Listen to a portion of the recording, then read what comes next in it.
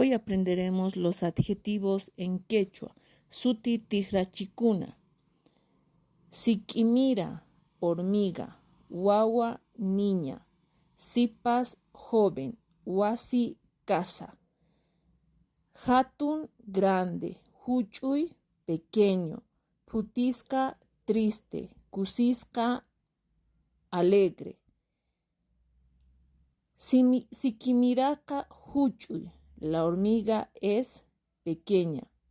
Wawaka putisca kashan, la niña está triste. Sipasca tullu, la joven es delgada. Wasika limpu kashan, la casa está limpia. Rispallapuni, seguimos. Suti tihrachikuna, adjetivos.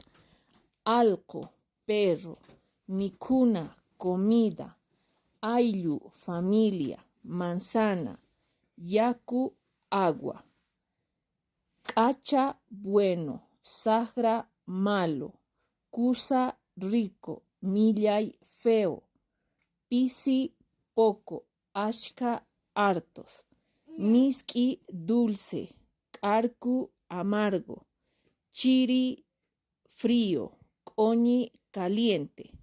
Ahora vamos a hacer oraciones con los adjetivos. Kunan amañaykunata suti tihrachikunawan ruasunchis. Alcoqa k'acha. Mikunaka kusa kashan. Aylluypi pisi kayku. Manzanaka miski kashan.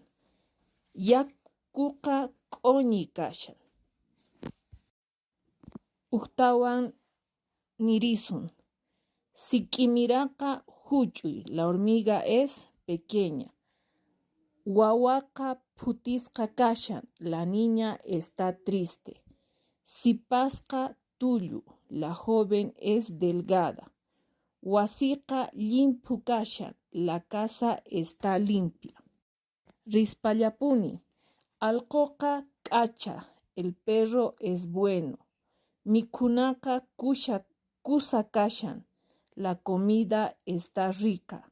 Aylluypi pisi kayku, en mi familia somos pocos. Manzanaka miski kashan, la manzana está dulce. Yakuqa k'oñi kashan, el agua está caliente. Pachij. Gracias.